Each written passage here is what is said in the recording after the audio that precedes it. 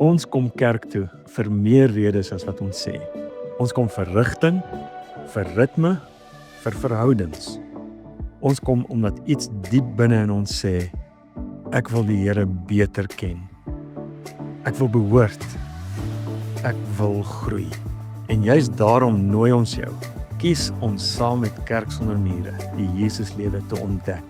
In ons jaar van minder en meer. Minder vrees, meer vertroue. Minder gejaag, meer genade. Minder isolasie, meer vriendskap. Minder van myself en meer van hom.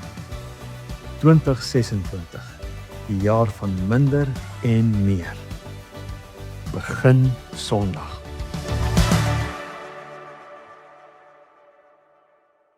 Hallo en welkom by Kerk Sonder Mure se aanlyn erediens.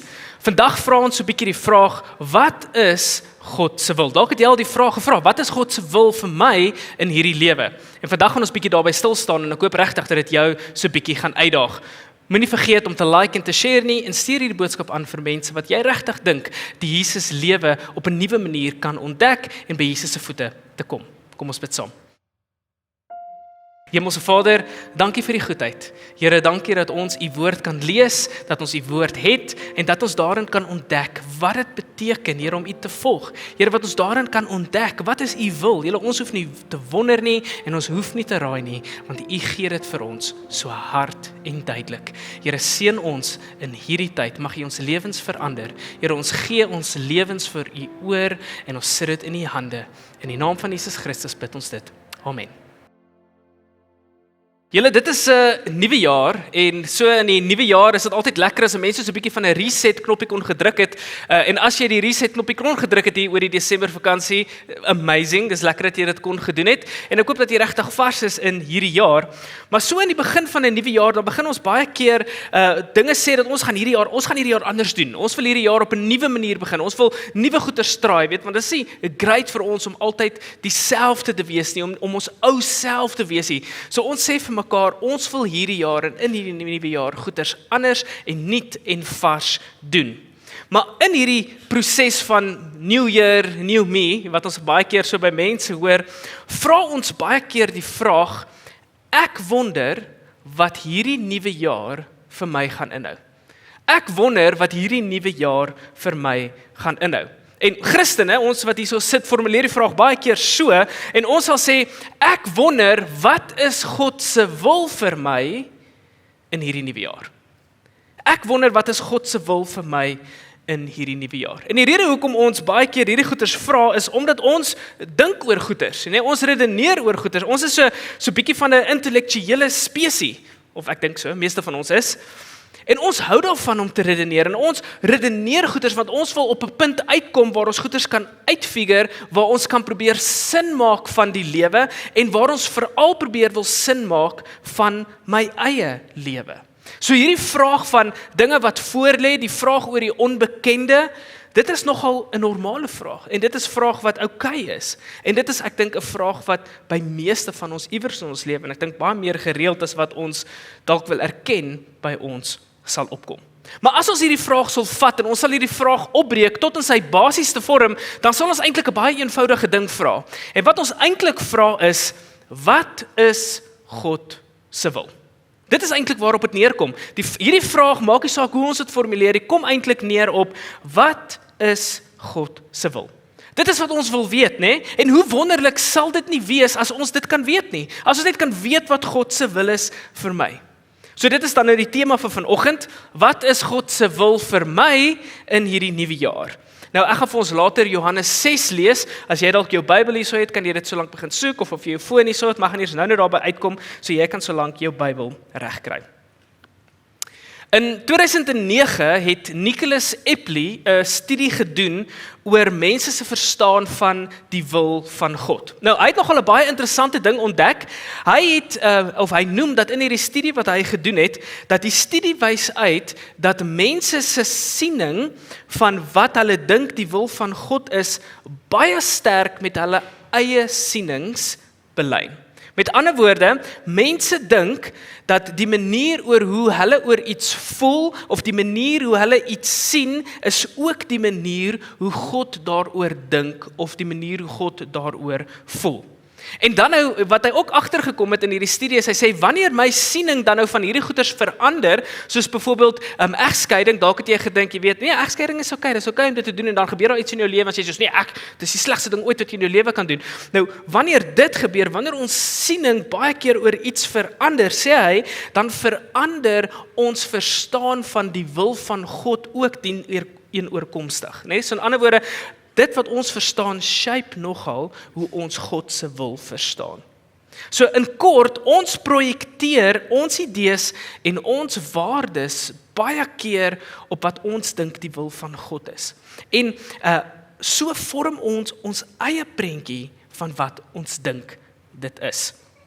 Maar nie net dit nie, baie keer dan het ons ook 'n sterk prentjie oor die manier van hoe God daardie wil uitvoer. Hè? So nie net wat sy wil is nie, maar hoe hy dit uitvoer. Ons sal God baie keer sien as die CEO van ons lewens. Hè? God is die uitvoerende hoof van ons lewens en hy is die een wat die touwtjies trek van ons lewens. Hy maak seker dat ons hierdie ding doen en daardie ding doen en ons kom by daai tipe ding uit. En hy het 'n detailed plan van ons lewens. En asseblief tog, God moet tog net plan of kop hou met hierdie plan, wat hy nie my plan met iemand anders se plan meng nie. So in kort, ons kyk soms na God deur hierdie lens, en ek wil nou nie 'n lelike woord gebruik nie, maar ons sien onsself half as puppets, waarvan God die touwtjies trek en ons beheer, om seker te maak dat ons uitkom waar ons uitkom. Nou, ek dink jy kan net raai dat hierdie manier van hoe ons God se wil verstaan baie gekompliseerd kan raak. En dit kan nogal baie moeilike vrae op die tafel neersit.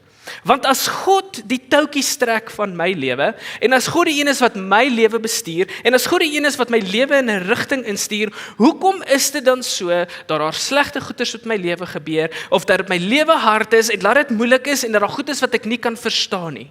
Moet dit nie dan nou juis anders wees nie?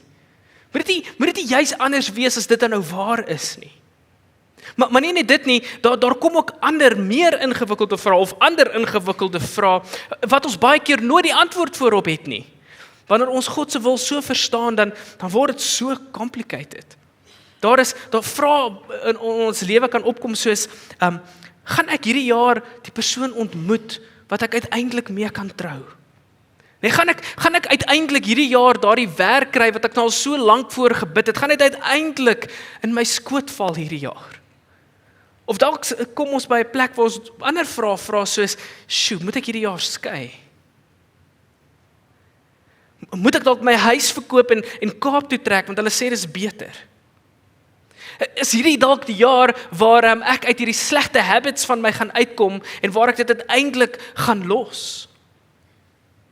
Die realiteit is dat die uiteinde van hierdie tipe vrae veroorsaak baie keer groot pyn en groot frustrasie by ons.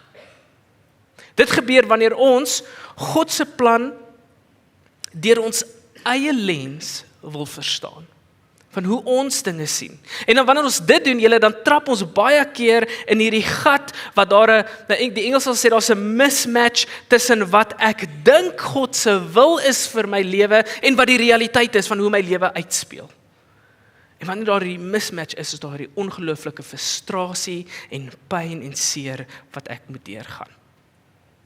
Nou, ons het ook nou al so 'n bietjie verander, ons het ons lewens aangepas, en ons het ook nou al geleer hoe om met hierdie teleurstellings en hoe om met hierdie frustrasies te cope, as ek die Engelse woord kan gebruik.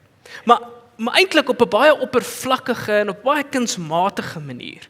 Net dalk het jy al hierdie tipe stellings gehoor wat ek nou vir ons gaan lees, of dalk het jy al van dit gebruik. Wanneer iets nie lekker in jou lewe uitwerk nie, dan sal iemand tipies na jou toe kom en sê, "Toe maar, jy sal later verstaan hoekom hierdie ding met jou moes gebeur het. Nee, toe maar, moenie worry nie, dis okay. Of moenie bekommer nie, daar is 'n doel met alles." Yes, daai ene. Moenie bekommer nie, daar is 'n doel met alles. Of mense sal tipies sê, "Jy hoef nie nou te verstaan nie, maar eendag sal jy verstaan. Nie eendag wanneer jy by die Here is, dan sal jy verstaan. Dit is okay, jy weet, dis okay, moenie nou te veel daaroor stres nie. Meantime in ons eie hart en ons lewe, val ons lewens uit mekaar uit. En dan sê mense vir ons, is okay. Julle as iemand hierdie goeders vir my sê, dan wil ek skree. Want dit is nie wat ek wil hoor nie. Dit is nie waar ek is in my lewe nie. Dalk het jy al letterlik geskree wanneer iemand hierdie goeders vir jou sê. Sien, daar is 'n groot probleem wat ontwikkel wanneer ons na God se wil op hierdie manier kyk. Daar's 'n groot probleem wat ontstaan wanneer ons God se wil op 'n manier verstaan oor wat kan God vir my doen of met my doen en hoe kan hy my lewe beter maak. Julle nou hierdie trooststellings wat ons so self ons formuleer, dink ek is eintlik 'n simptoom van iets groter. Dit is 'n simptoom van ons het op 'n plek gekom in ons lewens waar ons lewens so nie sin maak nie, waar goeders nie uitwerk soos wat ons dink het gebeur nie. Ons probeer ons eie waardes te projekteer op God se wil en hoe ons dink dinge moet uitwerk en dit werk net nie uit nie. So nou het ons hierdie konflik half in ons hart van, maar dit moet so wees, want dit is God, en die realiteit is hierdie ander ding, so ons probeer vir onsself sê, en ons begin eintlik glo, dat ons kan nie verstaan, of weet, wat die wil van God is nie. Ons probeer net vir ons sin maak, dat eintlik kan ons dit nie wees nie, so wat ons dan nou eintlik doen, is ons formuleer hierdie stellings, sodat die lewe maar net met ons kan doen, wat ons dink die lewe met ons moet doen, hè? Dat ons los maar ons lewe oor vir die lot. Whatever happens, happens. Dit is hoe dinge maar moet gebeur. Ons vra moeilike vrae, ons kry nie altyd die antwoorde nie, en dan probeer ons verskonings maak om dit te verklaar. So dis waar ons self bevind, en intussen is ons baie nuuskierig, ons wil weet en ons wil ontdek, want ons wil verstaan wat my lewe vir my inhou, en ons is verskriklik nuuskierig, en daarom vra ons aanhoudend vra, en dan begin ons vir God toets. Ons begin vir God toets, want as ek vir God toets, dink ek dat God gaan, want omdat hy my plan het, as ek dit so verstaan, as ek vir God so bietjie gaan toets, dan gaan hy dalk vir my net so skreefie oopmaak, sodat ek kan sien wat op daardie plan is, sodat ek presies kan weet waarheen my lewe moet gaan. As ek net vir God toets, dan sal hy tog vir my kan sê, dan sal hy net so 'n stukkie van my lewe vir my kan openbaar. Stefan Joubert vertel van 'n verhaal van presies hoe ons dit eintlik doen. Hy vertel 'n verhaal van 'n vrou wat vir God 'n horlosietoets gegee het. Nou, hierdie vrou, sy het gewonder of sy die kerk waarin sy is moet verlaat. Sy het gewonder of dit God se wil is dat sy bietjie hierdie kerk moet verlaat. Sy is nie meer so gelukkig daar nie, of jy weet, sy het met van die mense nie oor die weg gekom nie, en sy het gewonder, hoor, moet ek nou van kerk verander, en sy gee vir God toe 'n horlosietoets. Terloops, voor ek daarby uitkom, in die vroeë kerk was daar nie so iets soos 'n klomp kerke nie. Daar was een kerk op die dorp, en as jy 'n Christen is jy deel van daardie kerk. Daar was nie hierdie nuwe ding van wat ons het, van as ek nie gelukkig is, gaan ek net na 'n ander kerk toe, of wat ook al, ek gaan vind vir my 'n plek, of ek gaan dan bid saam met 'n ander groepie mense nie. Nee, jy gaan deur die moeilike tye en die harde tye ook, want dit is hoe ons groei en ons ontwikkel. Maar wat hierdie vrou te doen is, sy gee vir God hierdie horlosietoets, en sy sê vir God, Here, as ek môreoggend 4:00 wakker word, as ek wakker word en my oë gaan op die horlosie en is 4:00, dan gaan ek weet dat U sê vir my dat ek moet van kerk verander. Daardie oggend, 4:15, toe skrik sy wakker. En sy kyk na die horlosie en sy sê, nee, Here, dit kan nie so werk nie, dit moet op die kop 4:00 wees. So ek gaan dit nou net so 'n bietjie aanskuif. Ek gaan nou sê, as ek 5:00 wakker word, Here, as ek 5:00 wakker word, dan weet ek dat U sê vir my, dat ek gaan van kerk moet verander. Julle, daardie oggend, 5:10, toe skrik sy wakker. En toe sy wakker skrik, sy kyk na die horlosie, sê sy, ek wonder of daar nie fout is op my horlosie nie. Julle, ons projekteer ons eie wil op wat ons dink God se wil is. En dan probeer ons na enige teken of iets gryp om te probeer sin maak van God se wil. Maar wat ook al daardie wil is, ons wil hê dat dit moet inpas by ons wil en ons prentjie. Ons wil hê dit moet inpas by die manier van hoe ons dinge sien en hoe ons dinge wil doen. Nou baie interessant, dit is nou waar ek wil by uitkom, so daar is 'n bietjie van 'n lang inleiding. Maar die Bybel vra nie raaiselagtige vrae oor wat God se wil is nie.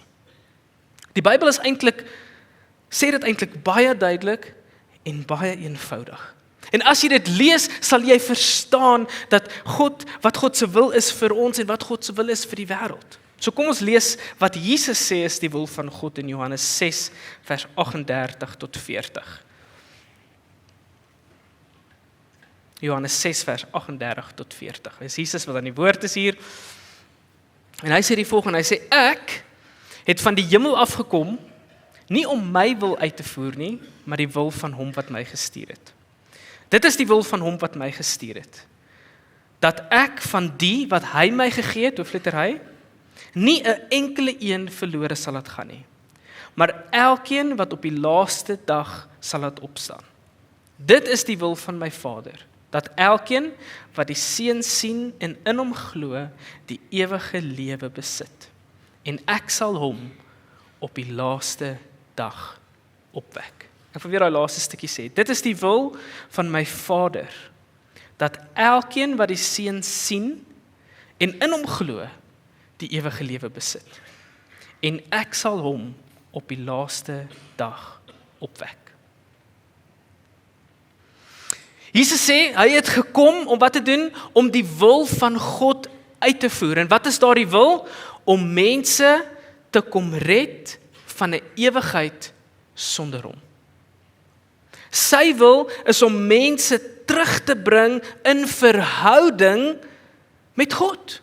Dit is sy wil. Die Here wil sy eiendom terug hê. Hy wil sy mense en mense wat hy geskaap het, ek en jy, wil hy naby hom hê. Ons wat weggedryf het, wat ver van hom af weg beweeg het, hy wil sy eiendom terug hê. Hy wil hê ons moet naby hom leef, by hom wees en by sy voete wees. Julle die Bybel en veral die Nuwe Testament vertel hierdie prentjie en hierdie woorde wat ek net gesê het oor en oor en oor en oor en oor. Julle, wanneer ons die Bybel lees, dan sien ons dat dit is eintlik 'n verhouding gedrewe boek. Die Bybel praat familietaal. Hoekom? Want Jesus het gekom om ons deel te maak van die hemelse familie. Van God se familie, van sy huisgesin. Julle, God se wil is dat ons in 'n nuwe verhouding met God deur Jesus Christus kan leef.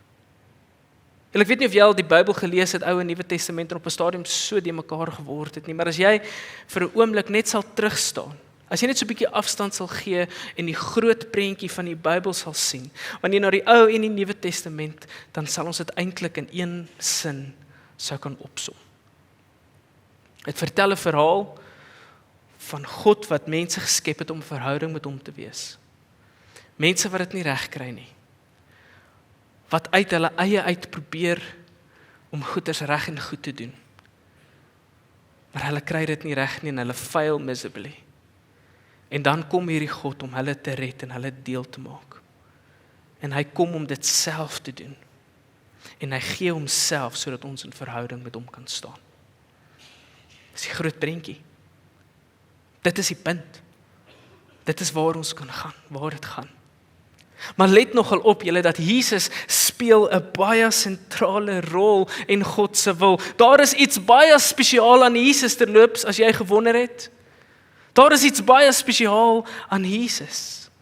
In Kolossense 1 vers 15 staan daar so, die Seun, dis nou Jesus, is die sigbare uitbeelding van die onsigbare God. God het gekies om deur Jesus Christus homself en sy wil en sy karakter aan ons te openbaar. So as ons wil weet wie God is, dan moet ons na Jesus kyk, want dan sal ons kan sien wie God is, wat sy karakter is, wat sy wil is, waarvoor is hy lief, en hoe sou hy leef as hy 'n mens was soos ons, en dan sou ons lewe met hom kan belyn. Julle, Jesus is die spulpunt, hy is die punt waar rondom alles draai. Dit is wat Christendom so uniek maak. God wat mens word om vir ons te kom wys wie hy is. En wat sy wil is. Jesus het gekom om hierdie verhouding tussen ons en God wat stikkend is, te kom herstel. Julle, nou hier is dalk die groot shocker vir vandag. Maar God se wil gaan minder oor die klein detail van jou individuele lewe. En dit gaan meer oor die groot prentjie en plan waarbinne jy funksioneer. Ons dink baie keer dat God se wil gaan oor ons. Julle God se wil gaan nie oor ons nie. Dit is God se wil, dit is sy wil, dit gaan oor hom. Dit gaan nie oor ons nie, dit gaan oor God, dit gaan oor wat hy wil hê. Julle, dit beteken ook dat God se wil gaan nie oor 'n paar krisissituasies of spesiale gebeurtenisse wat in ons lewe gebeur, wat ons iewes skielik 'n goddelike opinie benodig nie. En dan wonder ons en dan begin ons bid en ons vra vir God, Here, sê asseblief vir my, wat is die opinie, wat moet ek hier doen? U het mos die plan van my lewe, wys vir my, wat moet ek in hierdie situasie doen? Nou ja, ek wil net hierso sê, verseker is dit so, dat wanneer ek bid en wanneer ek in verhouding met God is, dan gee hy vir my leiding, hy is naby my, hy is teenwoordig en hy wys regtig vir my waarheen om te gaan. Maar hierdie het eintlik niks regtig te doen met die wil van God nie. Dit het eintlik niks te doen met die wil van God nie. So kan ons weet wat dit beteken om in God se wil te leef. Elizabeth Elliot het gesê dat die wil van God is nie iets wat jy net by jou lewe kan byvoeg nie. Dit is 'n leefstyl. Dis nie hierdie is Stefan se lewe en hierdie is God se wil, so kom ek hak dit in my lewe en dan is dit net by my nie. Sy sê dit gaan eintlik oor die belyning van jou lewe met God se wil. Henry Blackaby sê dit so, hy sê, moenie vra wat God se wil is vir jou lewe nie, maar vra wat is God se wil en dan belyn jy jou lewe daarmee. Hier op die einde van die dag gaan God se wil oor hom, nie oor ons nie. Dit gaan oor 'n nuwe verhouding wat hy in Jesus Christus kom vestig het. Nee, dit gaan nie oor alles wat ons van God wil hê nie. Julle in Matteus 6, wanneer Jesus vir ons met die Onse Vader probeer help om te bid, en wanneer hy bid, laat God se wil op die aarde geskied, soos wat hy in die hemel gebeur, julle, dan dink ek nie dat God het 8 miljard verskillende blouprinte, planne in gedagte gehad vir elkeen van ons se lewens nie. Ek dink nie dit is wat hy in gedagte gehad het wanneer hy sê, maar God se wil op die aarde geskied nie. Nee. God se wil is baie eenvoudig. Dat almal hier, dat ek en jy hom sal verheerlik. Dat alles en almal in die skepping voor hom sal buig. God se plan is vir elke mens om in ons doene en in ons late hom sal laat dien. En sy koninkryk sal laat kom. So as jy gewonder het, wat is God se plan vir jou in 2026, sy groot plan vir jou is dat jy in hom sal glo. Sy groot plan vir jou is dat jy in Jesus Christus sal glo. Sy wil is dat mense wat verlore is en mense wat stikkend is, by hom sal uitkom. En sy wil is dat jy 'n rol sal speel om dit vir mense te wys. Een van my gunstelinge gedeeltes van Paulus wat oor sy eie lewe reflekteer en skryf is in Kolossense 1 vers 24 en ek het die Engelse teks daarop. Basies waar dit op neerkom, Paulus beskryf dat hy met sy lewe 'n klomp goed deurgegaan het. Hy het swaar gekry met sy lewe, hy het gesukkel op sy lewe, hy het ongelooflike vreugde gehad met sy lewe. Daar was soveel verskillende goeders en dan, ek wil dit eintlik daar sê, hy sê, "Now I rejoice in what I am suffering for you. And I fill up in my flesh what is still lacking in regards to Christ's afflictions." 'n ander vertaling sê, "I am doing what was lacking on the cross." Nou julle, wanneer ons na daai teks kyk, wanneer ons kyk na wat hy daarso sê en ons vra die vraag, maar julle, wat het tekort gekom op die kruis? Wat sê Paulus? Wat sê Paulus wanneer hy na homself verwys en hy sê, "Met my lewe het ek dit wat kort gekom het aan die kruis, het ek kom vervul." Julle, Jesus het gesê dat dit is volbring. Alles is volbring. Ek het die werk gedoen. Daar is niks meer nodig wat gedoen hoef te word nie. So wat is Paulus besig om te sê? Wat hy nie sê nie is, hy sê nie dat ek is besig om iets te fix wat Jesus nie kon fix nie. Hy sê daar is een ding wat ek kom doen wat nie op die kruis kon gebeur het nie, en dit is om vir die mense te kom wys wat het op die kruis gebeur. So met sy swaar kry, met sy vreugde, met sy hoe hulle hom geslaan het, hoe hy in die tronk was, hoe hy kerke gestig het, hoe daar amazing goed gebeur het. Hy sê met my lewe het ek vir mense gewys wat op die kruis gebeur het. En dis presies ons rol ook. Ons rol is nie net om God se wil te ontdek nie, maar dit is ook om dit vir mense bekend te maak. Sy groot plan is dat ons in Jesus glo. Julle, ons is nie verbruikers van God nie. Sy plan is nie dat ons hom moet gebruik nie. Ons is deelnemers. Ons is buigers. Julle, die verbruikerskultuur waarvan ons deel is, sê, hoe kan ek vir God gebruik sodat hy my lewe kan beter maak, sodat my lewe kan beter wees, sodat dinge vir my kan werk. Om in Jesus te glo sê, hoe kan ek my lewe weggee en in vrygewigheid leef, sodat ander mense vir God kan ontdek, sodat ander mense kan sien, soos wat Paulus sê, wat het op die kruis gebeur. Julle, wanneer ons God se wil in hierdie groot prentjie verstaan, dan kan ons weet wat God se wil is en hoe ons lewens moet inrig. Julle, ons hoef nie te raai of te wonder en te vir onsself te sê, maar ons kan nie weet wat God se wil is nie. Ons weet wat sy plan is en ons kan laat ons lewe daarbey inpas. Die Bybel spel dit hard en duidelik uit. En ons kan weet, julle, dat in hierdie nuwe jaar met al ons planne en al ons nuwejaarsvoornewens en alles wat ons oordroom en alles wat ons graag wil bereik, dat God se wil is nog steeds dieselfde. Hy verander nie, sy wil verander nie. God se wil is dat ek en jy en die mense rondom jou by God moet uitkom. Dit is wat hy wil hê jy hierdie jaar moet doen, waar jy moet uitkom. Om nader aan God te wees en om by sy voete te leef. So ja, dit is oukei om 'n klomp planne te maak en om drome te hê vir 2026 en om by die gym te gaan aansluit en om gesonder te eet en om elke oggend te gaan draf en ja, 'n beter te ry wanneer jy die kinders skool toe vat en nie die taksies te vloek nie. Jy weet, dit is goed om daai goeders te doen. Maar dit is nog beter om jou lewe met Christus se wil te belyn.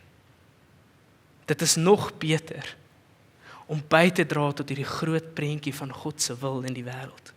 Julle, want van al die dinge op daardie lys, van al die goeders wat ons daar kan skryf, dink ek is hierdie die belangrikste ding. Die belangrikste een. Om hierdie jaar nader aan God te kan leef. Amen. Kom ons bid.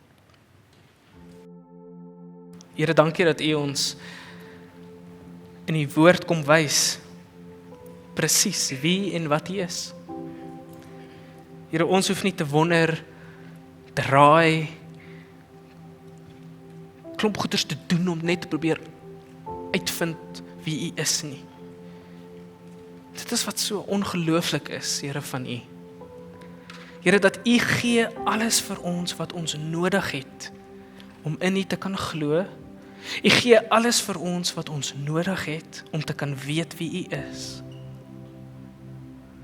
Ja, maar soms is ons in ons verbruikerskultuur so lui om dit te lees, om dit te ontdek. Here, my gebed is, mag ons regtig binne in U wil leef hierdie jaar. Mag ons nader aan U beweeg.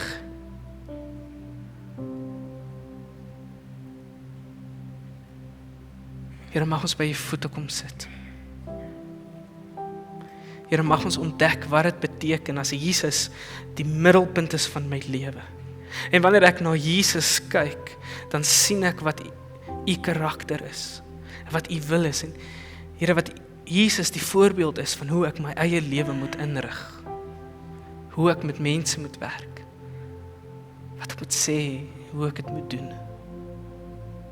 Here, kom seën ons in hierdie week en in hierdie jaar met al ons planne en drome wat goed is. Maar Here, mag ons nader beweeg in U as ons nommer 1 prioriteit. Ons bid in Jesus naam. Amen.